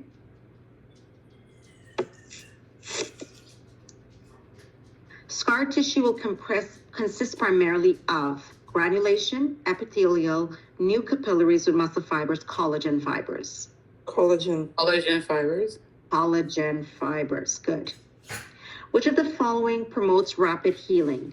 Closely approximated edges of a wound, presence of foreign material, exposure to radiation, vasoconstriction in the involved area. D. D. A, B, C, D. A. D. A. So when we say a wound is closely approximated, it means that the edges are close together. So let's say you were, I don't know, cutting something and you cut your finger with a knife. That's a slit that means that the edges are closely approximated. Versus if you end up, I don't know, and you get bitten by an animal, a dog, and you end up with an avulsion where piece of your skin is removed, that now means that wound is not approximated. Or think about your clients in clinical with a decubitus ulcer or a pressure injury. That wound, the edges are not approximated, so it's not going to heal properly. Glucocorticoids are used to treat inflammation because they directly promote the release of prostaglandins at the site. They decrease capillary permeability. They mobilize lymphocytes and neutrophils. They prevent an infection. A. B, decrease capillary permeability. They decrease the capillary permeability. Patients taking glucocorticoids for a long period of time are likely to develop everything below except for one: decrease in bone density, wasting of skeletal muscle, opportunistic infection, increase in leukocyte production. D, increase leukocyte production. Absolutely. So you will lose bone density if you're taking steroids. You're definitely going to muscle waste. You're at risk for infections, but it actually reduces leukocyte response instead of increasing it. Which of the following drug relieves fever and some types of pain, but is not an anti-inflammatory agent? So this drug relieves fever, also can take away pain, so it works as an analgesia, but it's not an anti-inflammatory. Ibuprofen-like drugs, prednisone, acetylsalicylic acid, acetaminophen. D. Acetaminophen. Very good. Acetaminophen. So acetaminophen is an antipyretic. It is an analgesic, but it is not an anti-inflammatory. Now, some textbook will tell you it might have a little bit of effect on COX or cyclooxygenase, but it's not marketed as an anti-inflammatory. So I could use it as an antipyretic. I could use it as an analgesic, but it really doesn't or wouldn't help to reduce inflammation in the body. Oops. So yes, your answer is acetaminophen. So there is a table, I'm sure your instructors have said this to you, there is a table in Lewis, I believe, where as part of the inflammation chapter, there are all sorts of exudates there. So exudates such as serosanguinous, serous, hemorrhagic, all of those purulent. So you need to go through those exudates and know what they're made up of. So this is kind of similar. Purulent exudates usually contain numerous leukocytes, bacteria, and cell debris, small amounts of plasma protein and histamine in water, red blood cells and all types of white blood cells, a large amount of water containing few cells. C. A. Numerous leukocyte, bacteria, and cell debris. So purulent means there is a bacterial infection, so therefore it is A. So when you go, so make sure you guys go to that table. It is in the Lewis chapter that we'll go through. A serous exudate, on the other hand, will contain, or is best described as thick, sticky, cloudy secretion, thin, watery, colorless exudate, brownish clotted material, thick, greenish material containing microbes. So when I say serous exudates, B. Thin, watery, colorless exudates. it is very thin, it's watery type of exudates that I have. Good. So this one we did. Prostaglandins are produced from something and it causes something. They're produced from mast cells. They cause vasodilation and pain. Mast cells, granules, activation of histamines and kinins, activation of plasma protein, increase in capillary permeability. They're produced from platelets and causes an attraction of neutrophils and chemotaxis. A. They're produced from mast cells and they will cause pain. Okay. So I need to do that one. Aspirin is discouraged for treatment of viral infections in children because of decreased bone growth after puberty, frequent production of red blood cells, the risk for developing Reye syndrome, formation of a granuloma filled with virus. C. C. C, risk for developing Reye syndrome. So what I could do, I could try to send you guys, I can convert this into a form, like there is some I have, but I'm just looking at the time. So what I could do, I can put it into a forms link and I can send it to you guys to do some practice later this evening when I get home, if that works for people. Yes. Thank you. Yes, thank you. Yes, Professor. I could also quickly, if you want, we could quickly look at fever. It wouldn't take that long, but it's up to you guys. Yes, please. Yes. Yes, Is that okay? please. Please. So why don't we quickly do the fever? And then what I will do, I will post the recording. I'll send it on the message on the course shell.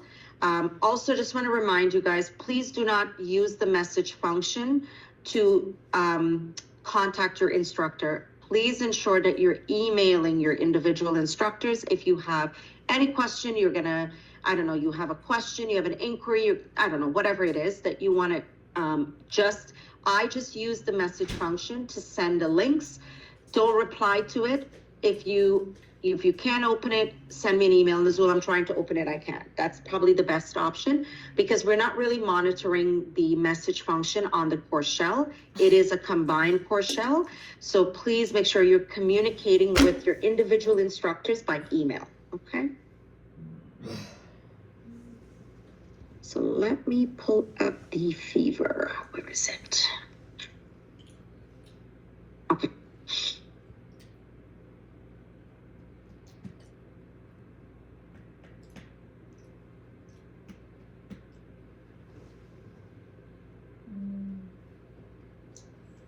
Was the inflammation helpful?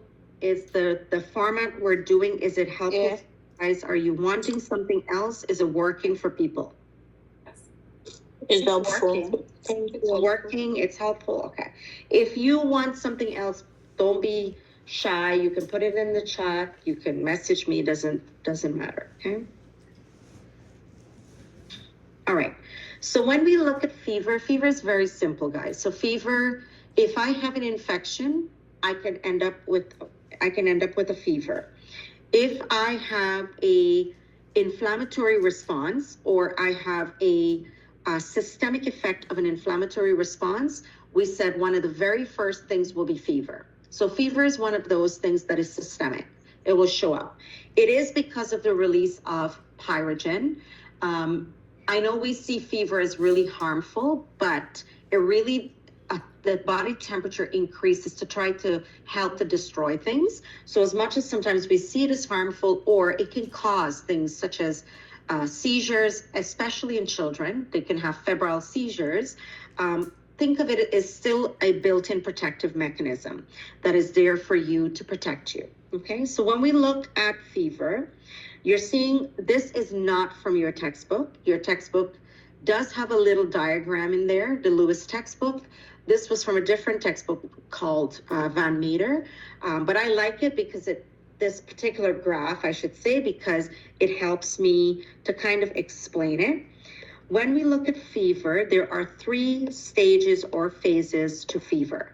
So I will say phases, stages, whatever you want to call it, to having a fever. The first phase is your onset or chill phase. Your second phase is your plateau phase. And then your third phase of the fever is your defervescence or abatement phase.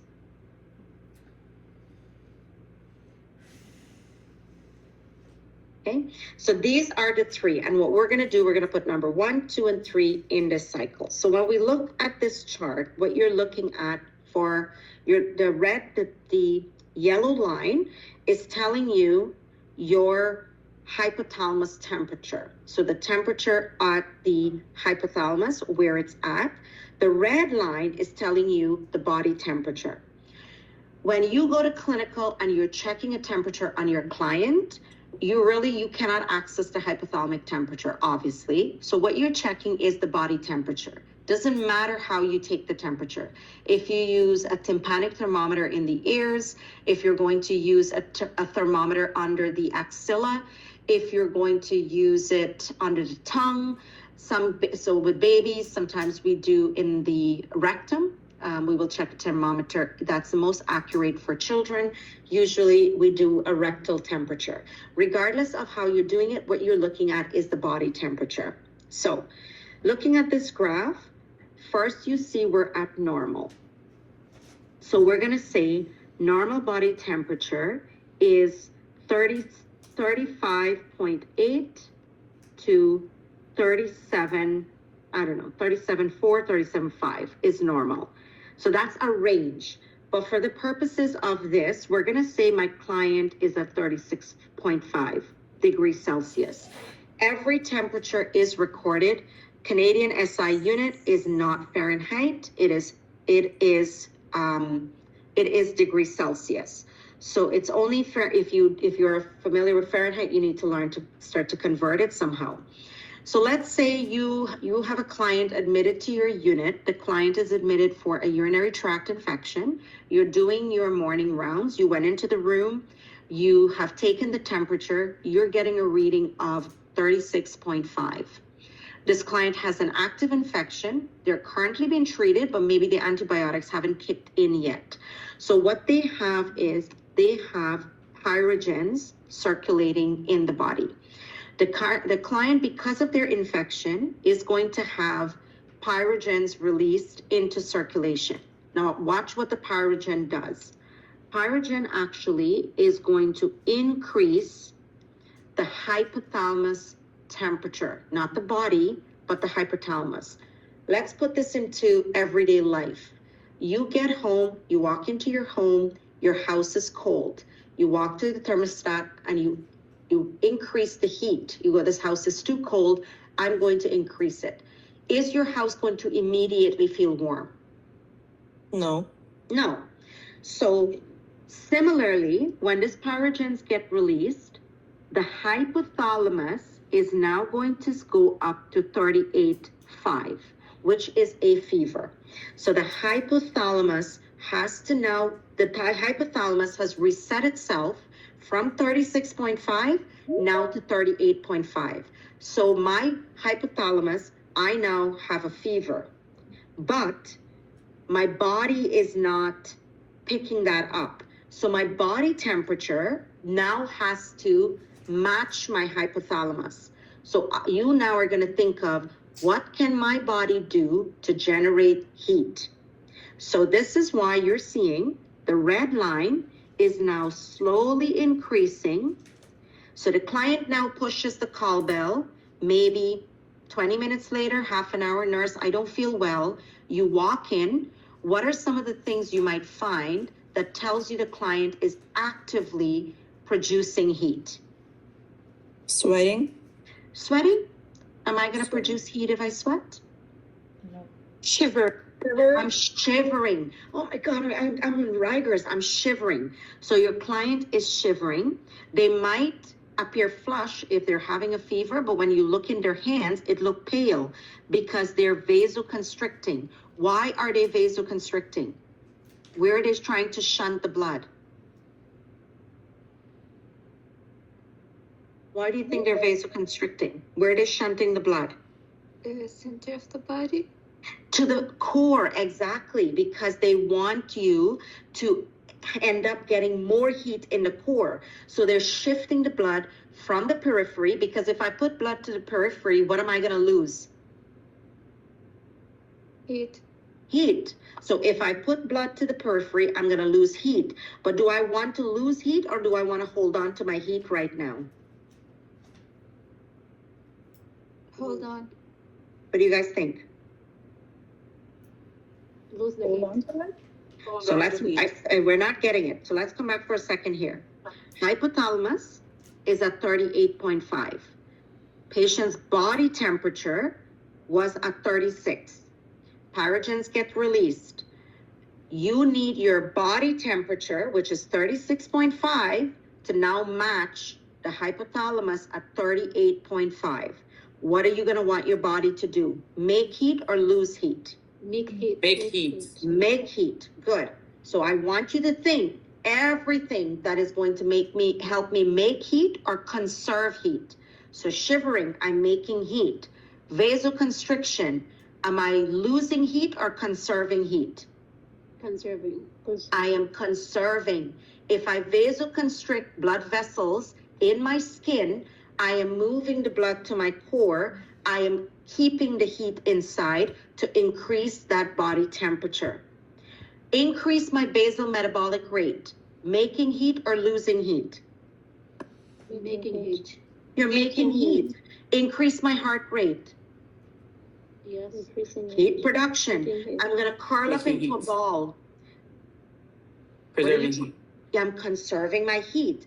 So by doing all of these things that we see in number 3, I have now moved my body temperature from 36.5, and look where the yellow and red line meets. You now come into the room as the nurse, and you are going to check the client's temperature again. And now instead of reading 36.5, your thermometer is now reading 38.5, because your body temperature has now met the hypothalamic temperature. Do we understand up to here? Are we not clear? Are we good up to this point? Okay. So when we go to the chill phase and we look at the chill phase on the previous slide, I could say the onset or the chill phase is where, this is where the body increases heat production, and conservation to increase the body temperature to meet the hypothalamus set point of a fever. Because remember, the hypothalamus set point has now been reset. Normally the hypothalamus was at 36.5, but because of the pyrogens, that set point, that's you walking in your house, increasing your heat, pyrogens have turned up the thermostat to 38.5. Now my house has to warm up. The body is the house. The body warms up by doing shivering, vasoconstriction, increase my metabolic rate, increasing my heart rate. The patient is going to physically curl up into a ball in order to conserve that heat. Then what you're seeing is these two lines meet. So this area where the client temperature now meets the hypothalamus, what are you going to find as the nurse? You're going to find the client is just flushed. They're hot or warm to touch. Now they may no longer curl up. They might throw off their blanket because they're just boiling. That is which we call our plateau phase. So plateau phase is where the hypothalamus and body temperature is equal. So no activity is happening because now my hypothalamus and my body temperature actually is now equal to each other. You come in, you have a order to give this client acetaminophen, which is your only antipyretic that you have to study for the course. Your client is now have an order to give 1 gram of acetaminophen. You're now going to administer the acetaminophen. So it says right up here, treatment. So I'm going to now give my antibiotics, or I'm going to give my acetaminophen. And now what acetaminophen does, it promotes vasodilation of peripheral blood vessels, but it also helps to reset the hypothalamus temperature. So you decide, you know what, my house is too warm, I need to turn down the heat. That is what acetaminophen is going to do. Watch your yellow line. Your yellow line comes all the way back down to 36.5. But is your house going to cool down right away? No. No. It will take some time. No. So similarly, my body needs to take some time. So remember, I was hot, I was warm, I was flushed. So now you've given me Tylenol or acetaminophen. The drug has met its peak therapeutic index. So now I need to cool down. My temperature needs to cool down. And so the body is going to take some time to come down. Now I want you to think about things that would reduce the body temperature. So vasodilation. If I vasodilate my blood vessel, heat will come to the surface and it will leave the body. I'm going to sweat.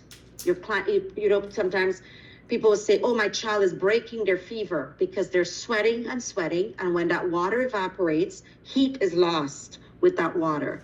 You might appear lethargic. And now instead of curling up and taking a blanket, you're like, oh, I need to get this blanket off. I need to take it off. So these are all things that you're doing to bring the body temperature down until your body temperature is going to slowly come down until eventually it's going to go back to that normal set point of 36.5. We call this the defervescence or the abatement phase. So this is where the body responses help to reduce the body temperature back to normal. And that is it for fever. So what do you need to know? Or what should you know? Physiological responses of the body to increase the body temperature to meet the new hypothalamic set point. If my client has a fever and I've given them acetaminophen or medications that will get rid of these pyrogens, then what are some physiological responses of the body to help to bring the body temperature back down to its normal range. Any question about that?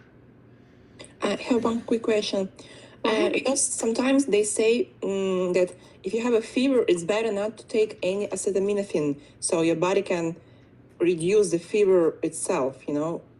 Like, So is that the case? no.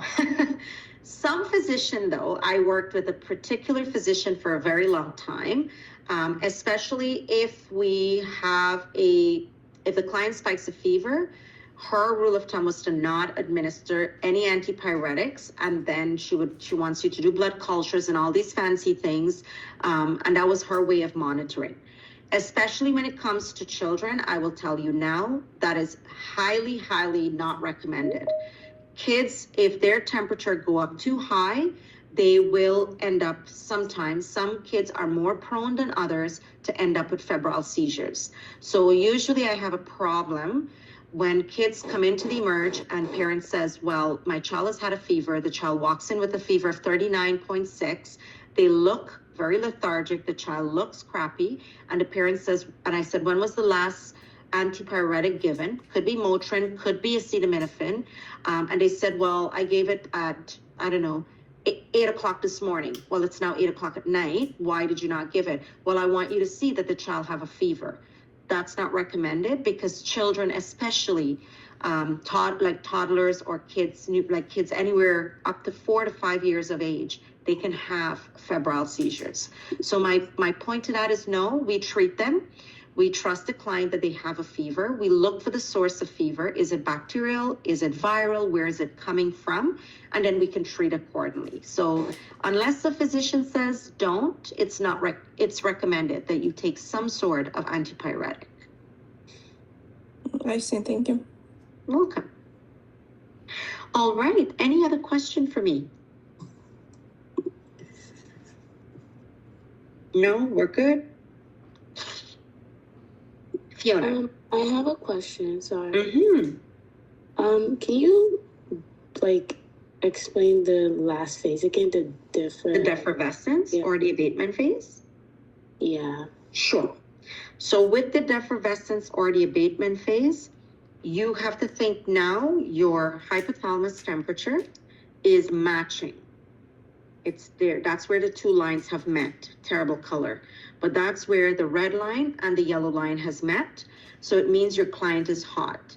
So now you want to administer something for fever, or the client's, maybe their antibiotics or whatever is going to kick in. In order to drop that temperature, I have to, something you're not seeing is this hypothalamus. So as soon as you give it, watch your yellow line. Your yellow line came straight down. Yellow line is like a square. It goes straight up. Likewise, it's coming straight down. So immediately, the hypothalamus went back down. The yellow line went back down to 36.5. But in order for me to feel better, my body temperature needs to come down. And so think about the things that I can do physiologically to lose heat. And some of those things that I could do is I could sweat it off. I could reduce my basal metabolic rate. My heart rate will start to come down. And the blood vessels in my skin will start to vasodilate so that I'm releasing heat to the external environment. At some point, by doing all of these things, my body temperature, which is what you can measure as a nurse, is now going to match the hypothalamus temperature. So after you've given the Tylenol, maybe you're going to come back in an hour. You're going to say to your client, I'll be back in an hour or half an hour to check your temperature again. When you go back into the room and you check the temperature, the client says, I'm not shivering anymore. I feel much better. They kind of take off the blanket off of them.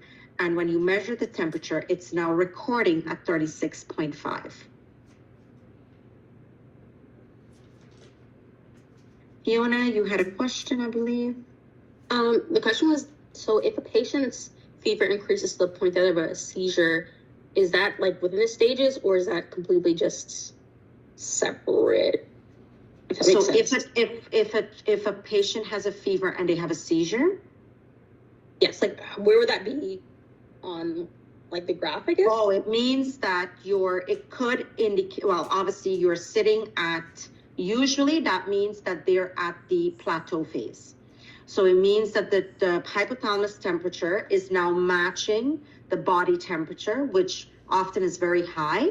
And so the person, or maybe the parents, if it's a child, has not intervened to give an antipyretic for the child to go into the defervescence or abatement phase.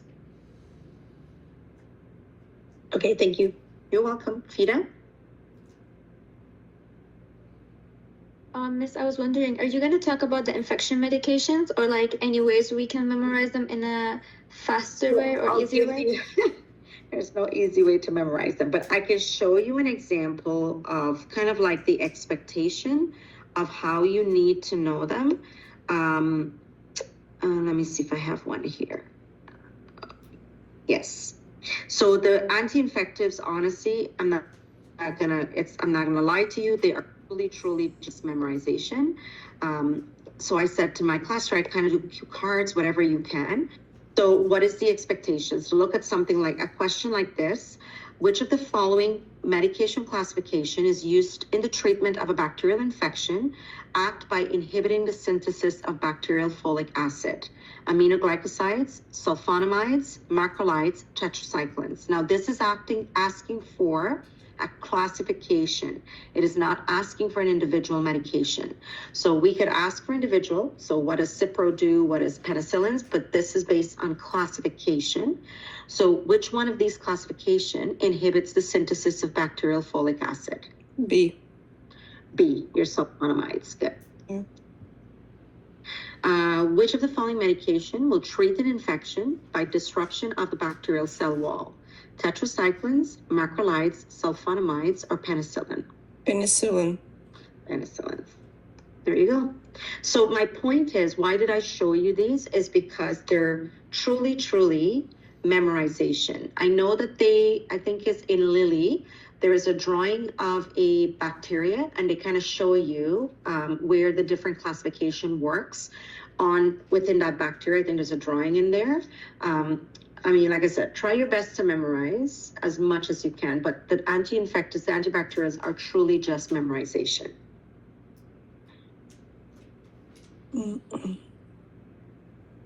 Okay, well, good luck for those of you guys that I'm going to see if I can post, if I can run a short one, even an hour tomorrow, just for questions, if you guys have.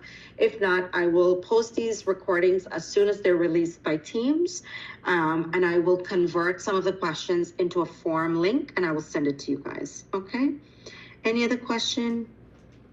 Sorry, I didn't see there was a request to go back to the stages of the fever. The fever slide. Is it this one?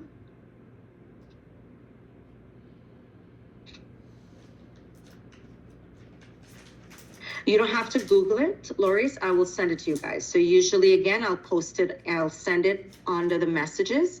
I will send you a message in the message platform on the Luminate shell.